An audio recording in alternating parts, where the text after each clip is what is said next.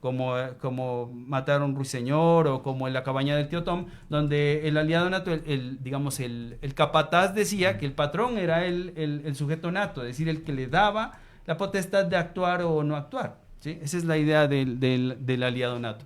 Entonces, es primera vez pues que se desenmarca de eso. Y nosotros podemos ver que la política que se establece en este momento plantea una ruptura porque comienza a tratar de buscar la independencia. Entonces, por ejemplo, cosas muy elementales, como el hecho, por ejemplo, de que Colombia comience a elaborar los pasaportes. Esa es una cosa muy sencilla, ¿sí? Claro, que tanto debate dio en Colombia, pues. Sí, que Sí, dio sí, sí, un claro. debate muy amplio sobre eso. El hecho de que Colombia comience a plantear la posibilidad de obtener gas, por ejemplo, de Venezuela, Claro. ante la situación de supuesta escasez, ¿sí? El hecho de decir, no, no vamos a utilizar el fracking. Ese tipo de cosas tienen que ver con una política que de todas maneras viene diseñada y estructurada desde Estados Unidos. Es decir, Colombia dice, no, yo no sigo eso, ¿sí? Y comienza a plantear esa ruptura en una cosa muy básica, en el hecho de la autonomía nada más, ¿sí? Entonces ese es en el elemento político y en lo cultural, pues digámoslo, en lo cultural se lo puede ver desde este punto de vista. Yo lo pensaba así. Todo el mundo plantea aquí que el sueño americano, porque Sí, lo ve a muy Estados Unidos como difundido. un país, obviamente, Ejemplo, ¿no? supuestamente sí, que tú vas allá y encuentras oportunidades, todo. Pero ahora que está China como una potencia, nunca planteamos el sueño chino. Es decir, nunca nosotros decimos, la gente quiere irse a China a trabajar para conseguir dinero, ¿no?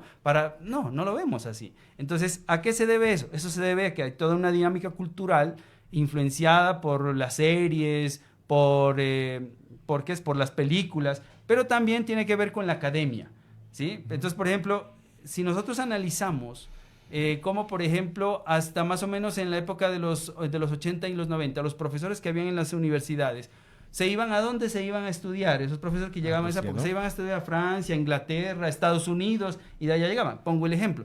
Cuando yo me fui a estudiar a la Universidad del Valle, de maestría en filosofía, yo llegué allá y encontré profesores de la Universidad de Indiana. ¿Y cuál era su especialización ellos? Ellos estudiaban a John Rawls. Y Ah, obviamente llegaban a hablar de John Rawls, de multiculturalismo, y eso pues era el gran debate y entonces uno tenía que entrar con eso. Y entonces el asunto era que no, no, yo quiero estudiar a Gramsci, quiero... No, no, eso está mandado a recoger, eso no sirve, eso no, o eso es otra cosa, eso no sirve. Entonces la mayoría de profesores estaban en cierta medida influenciados por esa dinámica. Ya después en los 90 comienza a haber una oleada que creo que el profesor Ronald fue de la posibilidad de irse a estudiar a Flaxo, ¿no es sí, cierto? Y ya me rompen encanta. esa dinámica. Entonces, ahí podemos mirar la influencia cultural que tiene Estados Unidos, ¿sí? Entonces, esos cuatro elementos dan cuenta que nosotros, en cierta medida, estamos bajo el dominio de Estados Unidos. Y romperlo es una cosa muy difícil porque va contra un sentido común que se ha construido. ¿Cuál es ese sentido común? Creer sin duda que la única opción que hay es Estados Unidos y es la dinámica de Estados Unidos o la Sí. vida cultural estadounidense. Por ejemplo, el sentido común también que se lo sintió ahora que pues Petro en algún momento, en algún momento esa tensa relación entre Petro y Trump, pues salen las élites colombianas o algunos gobernantes colombianos o políticos colombianos un poco en la defensa de Trump, Ujú. bajo el sentido común que efectivamente de todas formas Colombia no puede estar por Fuera encima de separado. Estados Unidos por su dependencia económica, política y cultural, como usted lo dice, que es un sentido común, que es real, digamos, efectivamente es así, que por lo tanto es mejor tenerlo de buena manera Trump que tenerlo en confrontación, digamos. Es un sentido Claro. común que en medios de comunicación tuvo mucha fuerza y parece lógico el sentido común, ¿no? Sí. Pero que en algún momento, pues, ¿cómo se lo entendería allí sobre en el nuevo gobierno que tenemos, digamos, ¿no? Ya, La ruptura. digámoslo así, la pregunta podría ser es decir, está bien que Petro le haya respondido a Trump en los términos que él estaba hablando. O sea, yo creo que, o sea, sí debe primar, y a mí me parece que Petro lo mantuvo, la diplomacia, en el sentido, bueno, yo puedo expresar mi opinión, todo, pero las relaciones diplomáticas tienen que mantenerse, ¿sí? Realmente quien rompe las relaciones diplomáticas no es Petro, o sea, es Donald Trump, Es Trump, ¿sí? sí. Es Donald Trump quien rompe las relaciones diplomáticas. Y hay un sentido que yo creo que, debe predominar dentro del sentido común, que lo hemos perdido, y es el sentido de la dignidad y la autonomía, ¿no? O sea, somos un país y por lo tanto a nosotros no nos pueden venir a decir qué es lo que tenemos que hacer. O sea, eso me parece que es absurdo llegar a pensar el punto de que, por ejemplo, a un país le digan, usted no puede negociar con China. Pero ¿y por qué no lo puedo hacer? O sea, ¿cuál es la razón? ¿Sí? Entonces, debajo de eso, o sea, debajo de esa orden en cierta medida, hay un sentido, obviamente, de dominación. Y eso es, y este es el punto que me quedó pendiente, y es el hecho de la actualidad del imperio. El imperio en la actualidad, como lo dice un profesor argentino, Atilio Borón, dice, el imperio en la actualidad se encuentra en su fase decadente. ¿Por qué en su fase decadente? Porque tiene una deuda amplia, o sea, tiene una deuda amplia que no la puede sostener. Además de eso, tiene esa deuda amplia que no la puede sostener, está perdiendo fuerza en distintas regiones. Y él trata de volver a su patio trasero para poner la garra encima y decir, esto es mío, ¿sí? Aquí nadie se meta. Entonces se habla, por ejemplo, ya de que el emperador está desnudo, es decir, ya no habla de derechos humanos, ya no habla de democracia, ¿sí? Ya no habla de eso, sino que habla de las cosas que realmente le interesan. El petróleo, las tierras raras, ¿sí? Como lo ha hecho, efectivamente. Sí, claro, siempre lo ha hecho, pero lo encubre, ¿no? Entonces, por ejemplo, el caso, por ejemplo, de Obama, Obama no hablaba de los intereses que tenía geopolíticos como tal, sino hablaba de la defensa de la democracia. O el caso, por ejemplo, cuando se tumban las Torres Gemelas, ellos no estaban hablando del petróleo, ni estaban hablando nada de la influencia en esos territorios para controlar las rutas que había allí comerciales, ¿no? Sino que lo que hablaban era la lucha contra el terrorismo, ¿sí? Pero ahora sencillamente se cayó ese disfraz y obviamente ya comienzan a hablar directamente. Nuestro interés es el petróleo, nuestro interés es dominar, y por eso hablan, por ejemplo, en el caso de Estados Unidos, de comprar Groenlandia, ¿sí? Pues si no me la venden, pues la tomo. ¿Sí? Y habla efectivamente de esa manera. Que es un cambio fundamental en el discurso, digamos. O sea, sí. Mucho más no es es decir, mucho más de frente, mucho más sin metáforas. Y ese es un cambio fundamental, me parece, a nivel político. Sí, claro.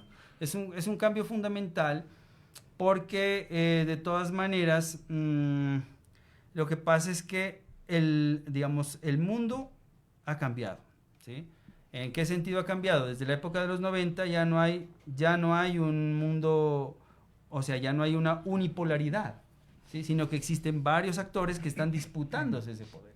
Y entonces ya no se trata de establecer un discurso así como para convencer, como cuando uno le habla a los niños chiquitos, ¿no? Yeah. Entonces uno le dice a los niños chiquitos, tienes que tomarte la sopa, porque es que lo que pasa es que si te tomas la sopa yo te doy una chocolatina. O eso que te toma la sopa, hazlo por el papá, por la mamá. ¿Sí? En la medida que van creciendo uno ya tiene que ser sincero, oye, cómete la sopa. Claro. Pues porque, ¿sí? Entonces es decir, las circunstancias van cambiando, y como las circunstancias van cambiando, los países obviamente también van cambiando y el escenario global va cambiando, pues ya no se puede utilizar esos discursos, sino que ya tienen que hacerlo directamente. Y eso tiene que ver obviamente con la decadencia que tiene Estados Unidos, que incluso el desarrollo que tienen ellos tecnológico ya no es el que les permitiría establecer una dominación, sino lo que ellos están haciendo es tratar de mantener el dominio sobre ciertas rutas comerciales, sobre ciertas esferas del comercio, ¿sí? ¿Por qué? Porque en lo tecnológico, ya no lo tienen. O sea, perdieron el dominio tecnológico. Eso lo podemos ver, por ejemplo, como hace algunos días se celebró la bienvenida al nuevo año chino, ¿sí? Y entonces miramos un escenario en donde había unos niñitos que salían bailando y extrañamente aparecían unos robots, ¿sí? Pero eran bastante, y una coordinación tremenda. Entonces los analistas decían, o sea, lo que muestra allí es solamente una mezcla de la herencia que ellos tienen, pero también de su desarrollo tecnológico, o sea, de lo que son capaces de hacer. Entonces imagínese que China pudiera tener un contingente, en vez de tener personas, tenga robots. Eso será un avance tremendo en una lucha o confrontación con otro país, ¿sí? Entonces ahí demuestran su poderío, y ahí se demuestra que obviamente el mundo ha cambiado, ¿no? Profe, ahí es importante, usted plantea el tema de la decadencia del imperio, ¿no? Esa decadencia en alguna medida sigue dando sus patadas de ahogado, por decirlo así coloquialmente, con el discurso de la democracia y de la libertad. ¿Cree que es posible también que en ese discurso de la democracia y la libertad también puede entrar en decadencia como está decayendo el imperio? El discurso de la democracia y la libertad. Yo creo que, a ver, la democracia y la libertad deben ser unos ideales por los cuales luchar, ¿sí? Pero realmente es que en esta dinámica ha sido Estados Unidos a quien ya se le ha caído eso. Es decir, ya digamos, ellos ya no representan, y para mí realmente nunca lo han representado, no representan esa idea de democracia y libertad. Si nosotros nos vamos desde 1823, desde allá que viene la doctrina Monroe la idea era sencillamente desarticular a las distintas naciones que querían crear una especie de federación latinoamericana, de países latinoamericanos, para enfrentar sus problemas. Y lo que ellos hacían era sencillamente tratar de dividirlos para que eso no se diera. Entonces, desde ahí uno puede ver que ellos nunca han tenido ese interés. Ese discurso de la libertad, de la democracia, para ellos es un discurso, pero para nosotros tiene que ser siempre unos principios o unos ideales que nos muevan hacia la acción, hacia la articulación entre los distintos pueblos, ¿no? Pero se devela, por ejemplo, en el caso de Venezuela, que ese discurso fue un pretexto para, en alguna medida, revivir o fortalecer lo poco que da el imperio, porque no hubo un cambio de gobierno, primero que todo, hubo una negociación, hay que decirlo directo, o sea, es decir, tampoco es que Venezuela haya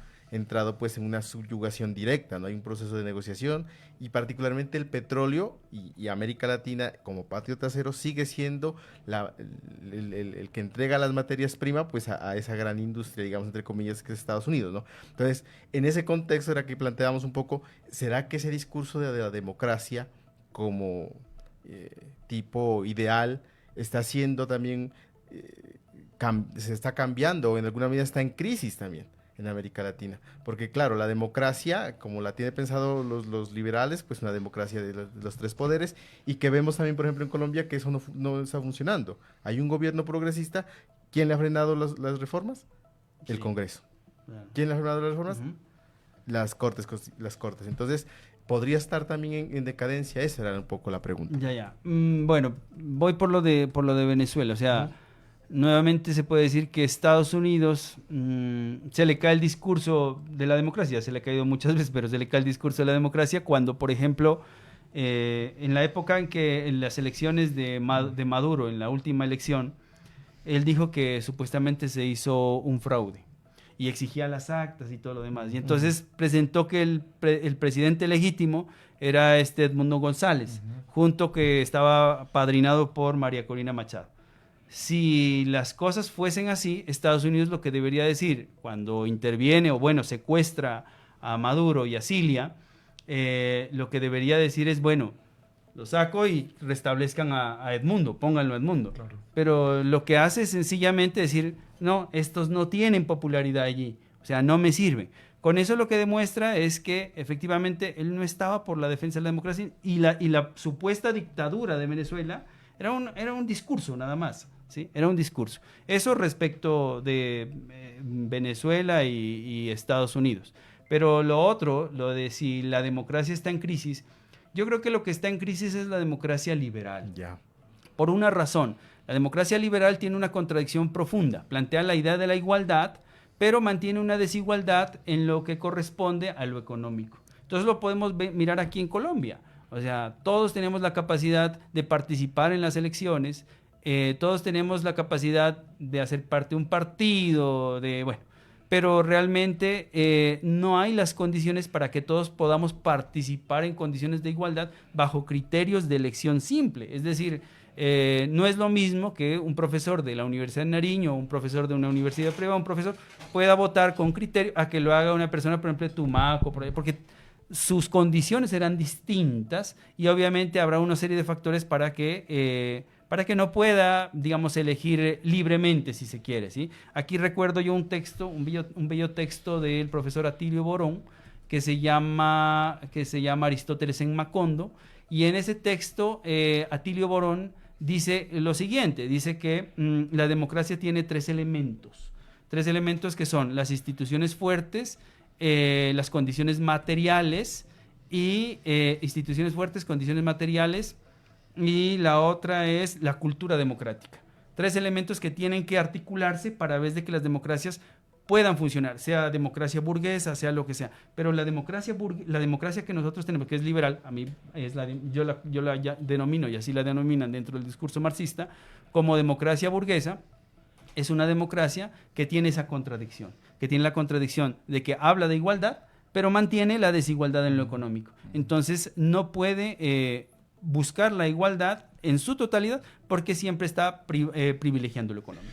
Que coincide muchísimo justamente pues con las formas políticas y económicas que se han venido dando en el país, que de hecho si uno se puede analizar antes, digamos, de Petro, las propuestas económicas o políticas de candidatos, digamos, de los partidos tradicionales, pues mantienen ese tipo de desigualdades, profesor Rommel, y mi pregunta va un poco en ese sentido, digamos, como nunca creo yo, como nunca ha quedado en evidencia los intereses de la élite política colombiana con intereses, pues, en este caso imperiales, ¿no? De Estados Unidos, por la defensa que han dado. Lo que a mí me ha asombrado mucho es también, digamos, la falta de criterio de los medios de comunicación en sus análisis, ¿sí? Sobre ese tipo de posiciones. Pero también el bajo impacto tal vez que ha tenido este tipo de posiciones de las élites en defensa de la invasión de Estados Unidos y pidiendo invasiones de Estados Unidos en Colombia, el impacto en la misma población, es decir, incluso hasta en el movimiento social, me atrevería a decir un poco, no sé, es posible ahí que me equivoque, pero sí en la población en general. O sea, temas como esos que me parecen tan delicados, que ponen en evidencia la estructura de dominación en Colombia, pues no fue motivo, digamos, de análisis profundo y explosión tampoco popular, que en otro gobierno, bajo otro, digamos, otro sentido de gobierno, pudiesen haber desembocado Claro. en muchísimos escenarios. Criminalización, señalamientos, persecución. Porque claro, evidentemente hay que decir, o sea, aquí hay un gobierno progresista, pero no hay un poder progresista. O sea, las élites en Colombia, por eso salen ciertos sectores de la población colombiana, por decirlo así, a pedir que haga intervención, que vamos a hablar directamente nosotros con el dueño del patio trasero, y en alguna medida eso no es tampoco representativo en el debate público, digamos, de los medios de comunicación, pero sí tuvo una buena recepción en los movimientos sociales. O sea, los ¿Sí lo movimientos tuvo? sociales sí cuestionaban eso, o sea, ¿cómo es posible que ciertos sectores de la sociedad tengan que ir a negociar? Y claro, quien construye sentido común, quien construye opinión, son los grandes medios de comunicación. Claro, que lo hicieron. Pero entonces la pregunta viene efectivamente en ese sentido, es decir, ¿cómo usted analiza, a mi criterio muy personal, el bajo impacto que tuvo ese tipo de posiciones en la población en general? Y yo particularmente sentí todavía muy pasivo el movimiento social sobre ese tipo de situaciones de las élites.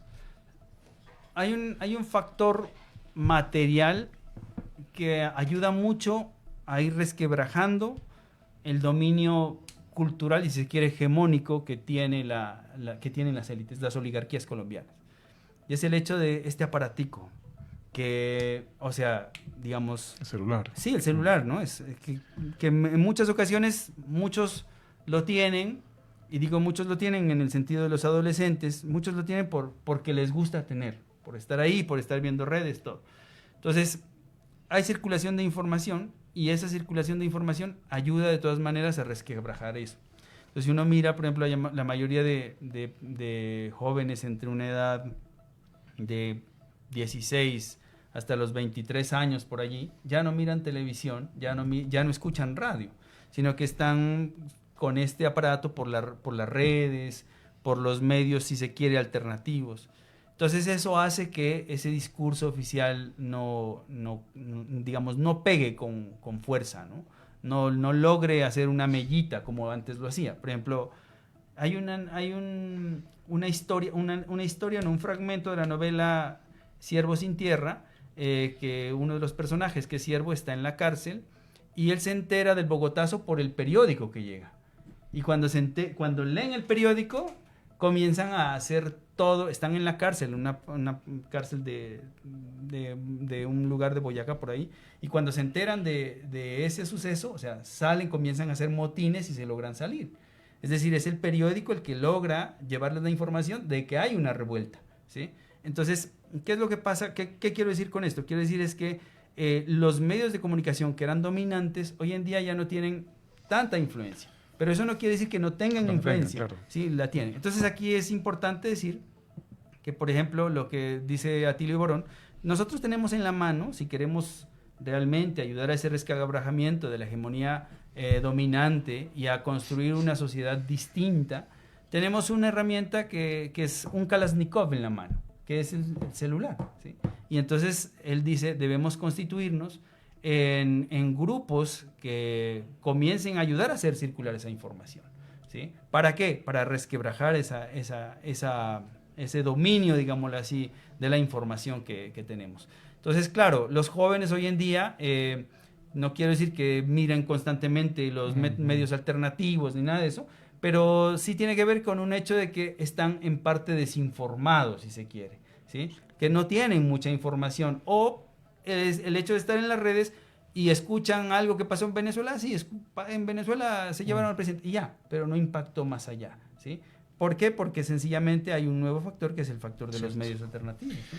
Nos encontramos en Diálogo en Red con el profesor Rommel Armando Hernández hablando sobre las relaciones norte-sur, democracia o imperialismo. Volvemos en segundos. Vamos con algo de música en Radio Universidad de Nariño.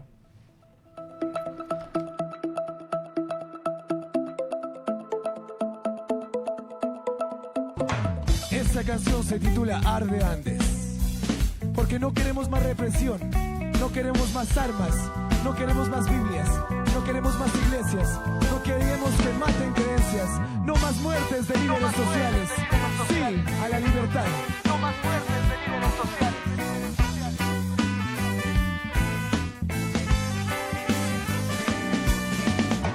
Llegaron barcos con Colón, trajo al ladrón, llenó sus barcos con esclavitud, la mutilación.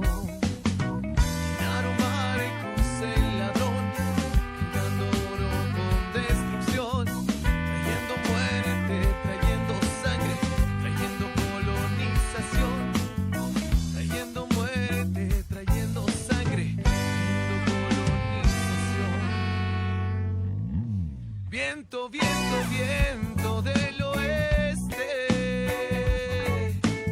Siento una mala vibra, una mala suerte. Carabelas llenas de sangre, llenas de muerte. Brillan la vida y la raza de nuestra gente.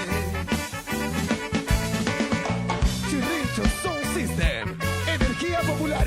Transmitiendo energía positiva, recibiendo energía positiva. Esto es un ciclo, ustedes nosotros. Vuelan cabezas, nos encadenan. Los cuerpos flotan por el río Magdalena. Diálogo en Red. Y convocados por la profunda convicción a reivindicar todo el tema de las luchas de que las los mujeres pueblos para... donde hay minas a cielo abierto son pueblos La información que conecta territorio, análisis y contexto. Un espacio para entender los fenómenos políticos, sociales, económicos y culturales de Nariño y el país. Diálogo en Red. Escúchanos todos los lunes a las 11 de la mañana por Radio Universidad de Nariño. Conéctate al diálogo.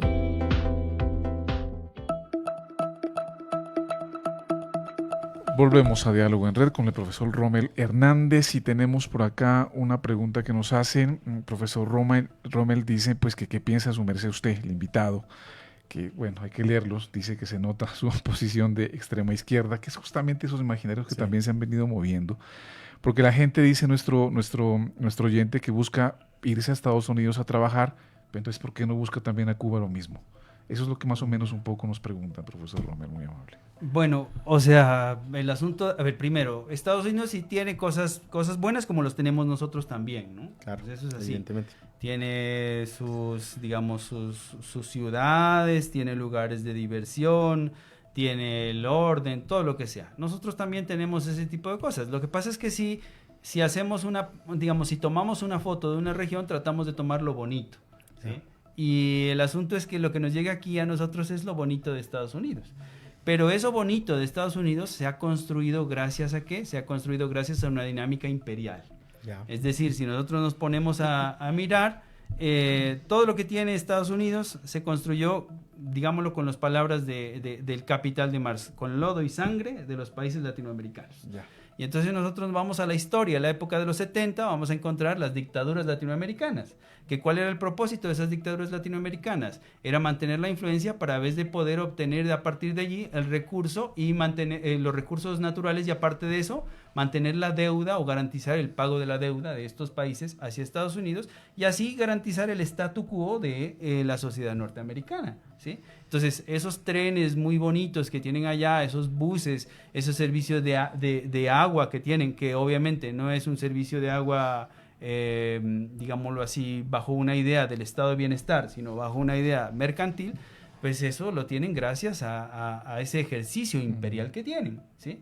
Entonces, por ejemplo, preguntémonos, cuando estaba Evo Morales, la OEA ayudó a un golpe que fue sacar a Evo de la presidencia, y detrás de eso, de ese ejercicio, sin duda que estaba la OEA, estaba Estados Unidos, y el propósito de eso era apoderarse del litio.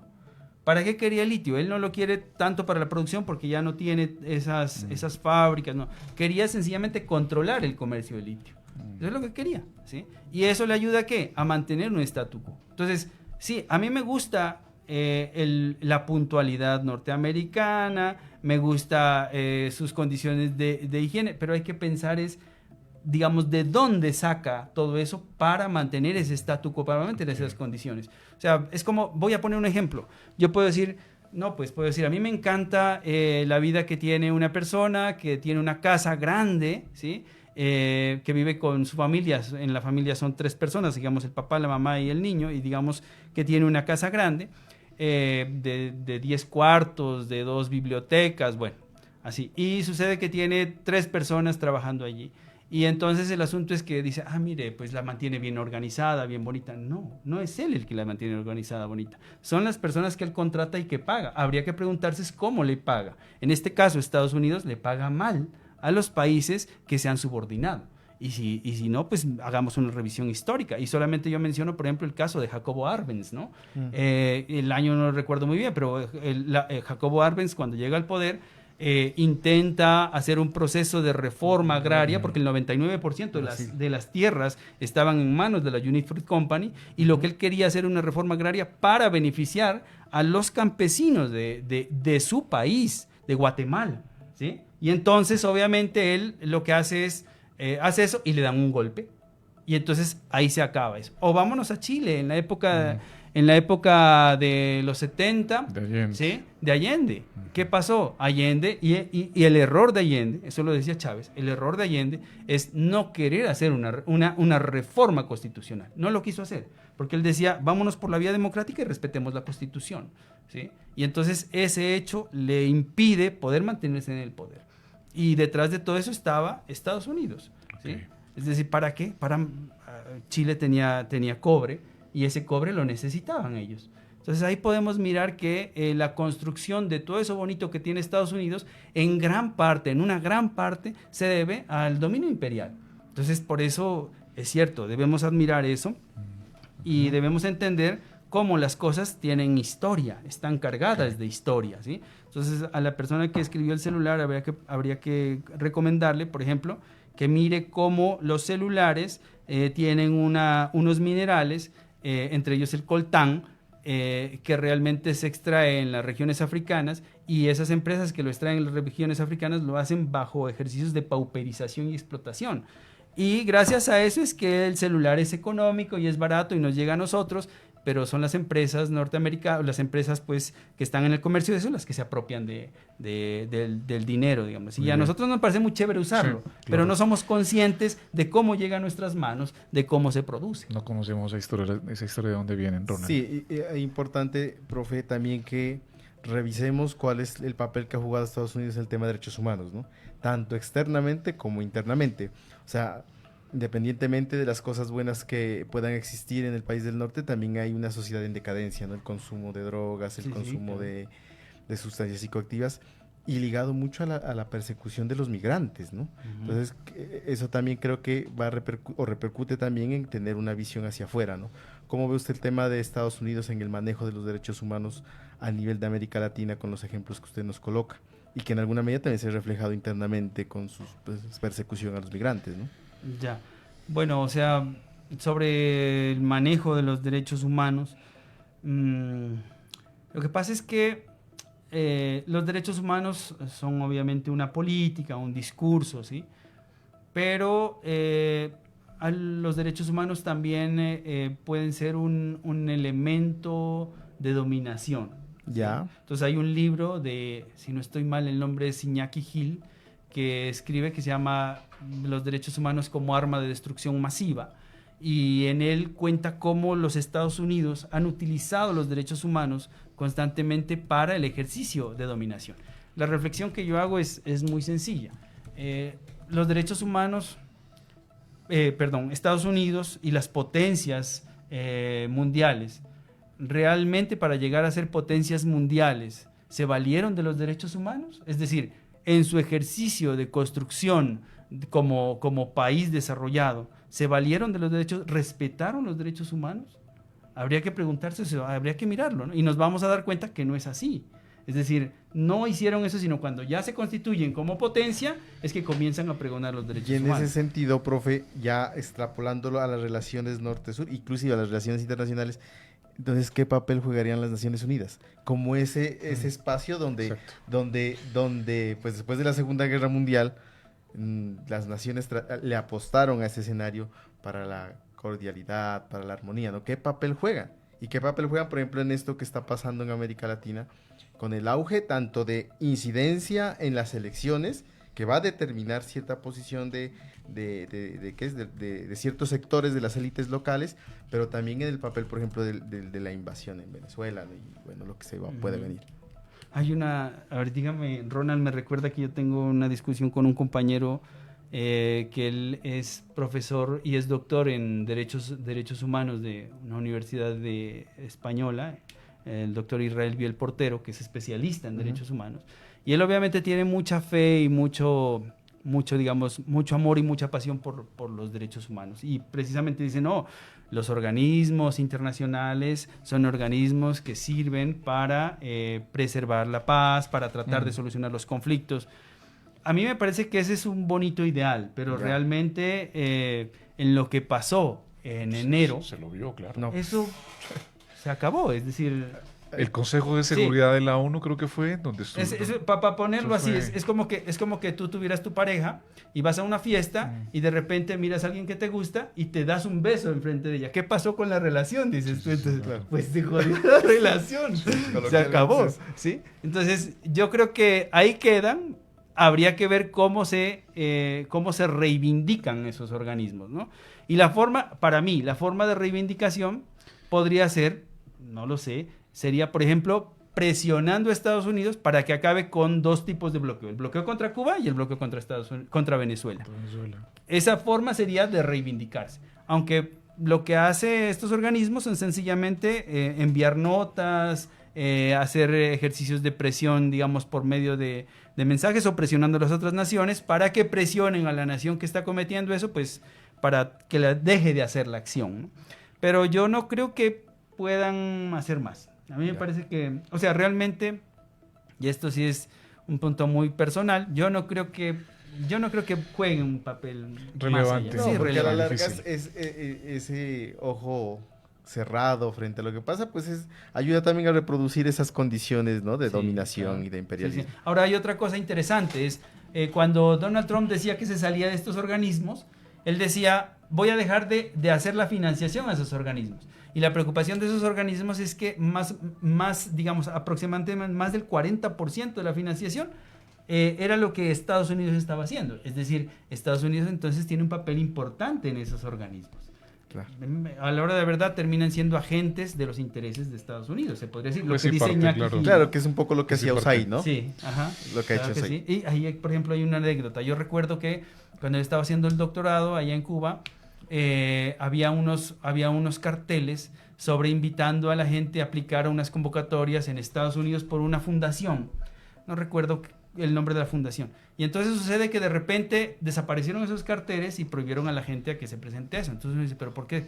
Claro, cuando le hacían el análisis sucede que era una fundación que se financiaba de otra fundación y a la vez esa otra fundación recibía ayuda de otra fundación que a la hora de verdad era USAID que lo financiaba.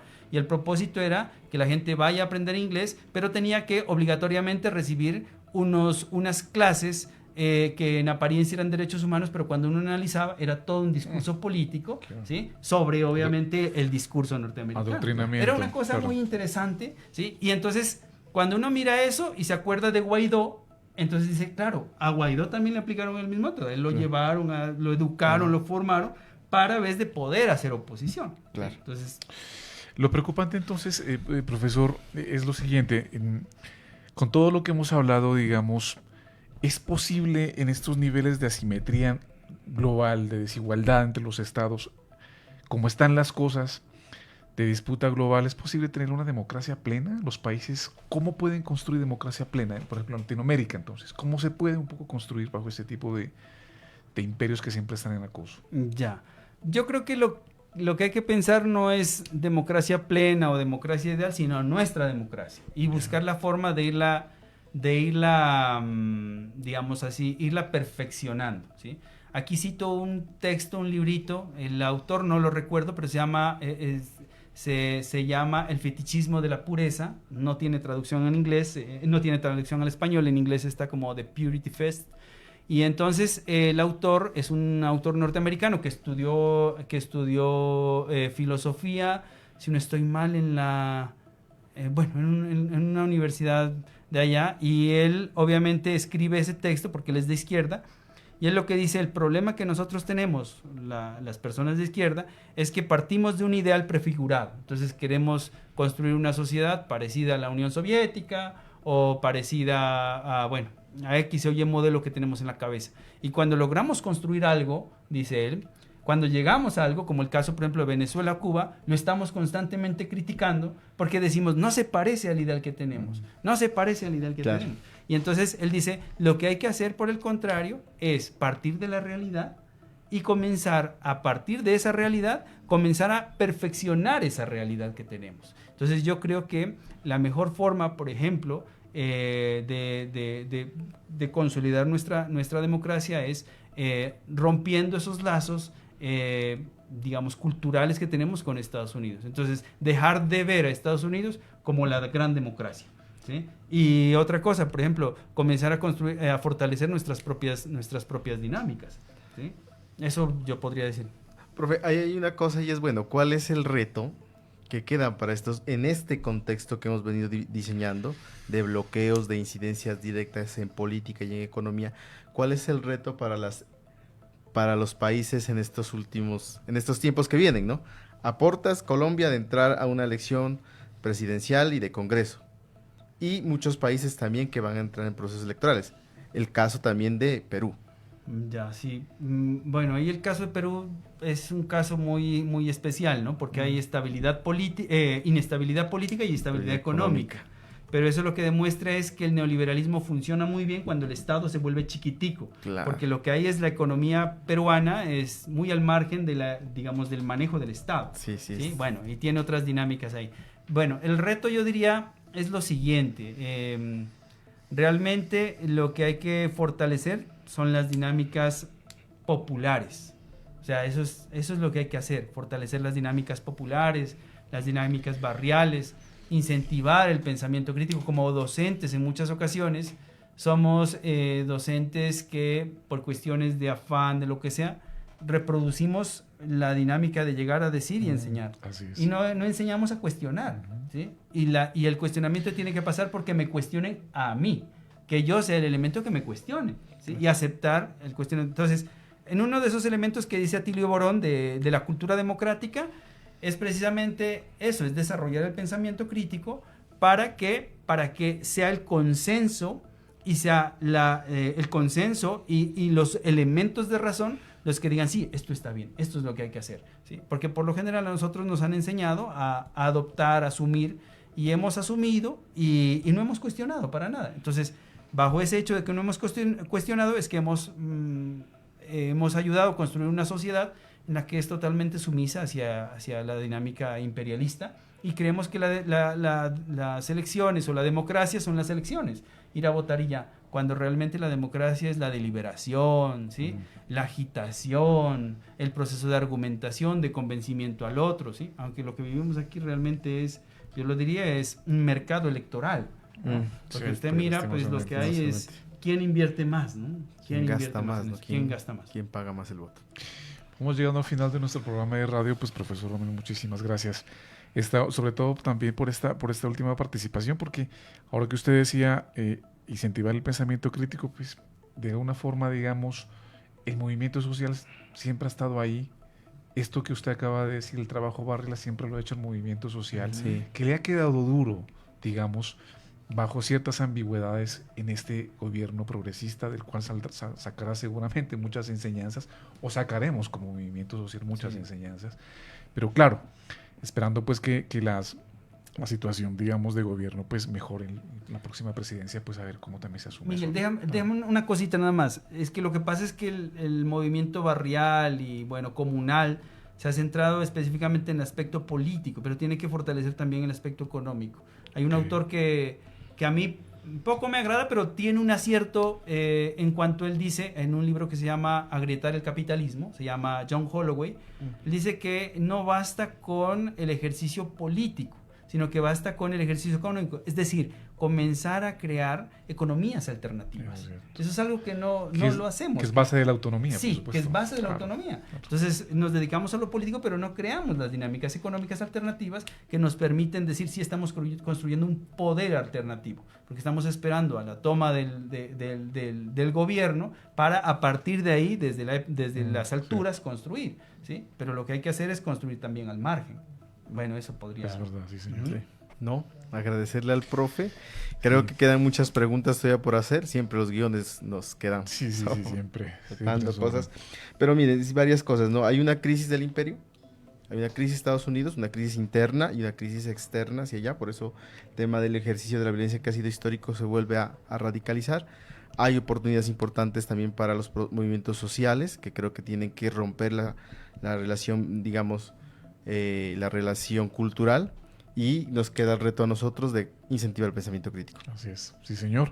Profesor Rommel, pues muchísimas Muchas gracias, gracias, profe. por venir a esta su casa que usted ya la conoce. Nuestro programa siempre estará a la orden para cualquier tipo de iniciativa, debate, pensamiento, para difundirlo. Muy amable. Bueno, muchas gracias. Les agradezco Miguel, Ronald y a las personas que están allá en la dirección y manejo. Les agradezco muchísimo y le mando un saludo de corazón a mis compañeros del Semillero Estrella Roja, Ani, Laura, Javier y todos los estudiantes que están ahí, todos los que somos estudiantes de ese semillero, porque ahí no hay jerarquías, ahí sencillamente Saludos. somos estudiantes. Sí, señor. Muchas El gracias. profesor Rommel Armando Hernández, doctor en filosofía, integrante del grupo de investigación La Minga de la Universidad Cooperativa, quien también hace parte del semillero de investigación Estrella Roja. Pues muchísimas gracias, Ronald. Bueno, gracias porque iniciamos nuestra segunda Gracias temporada. porque iniciamos nuevamente, sí, señor. Sí, bueno, un saludo a toda nuestra audiencia también y seguimos. 8 días nos encontramos con otro tema de interés. Sí, señor. Ronald Urbina, Miguel López Guerrero, quien les habla. En la cabina estuvo Adrián Figueroa. Muchísimas gracias por acompañarnos. Nos miramos el próximo lunes en Diálogo en Red. Muy amables.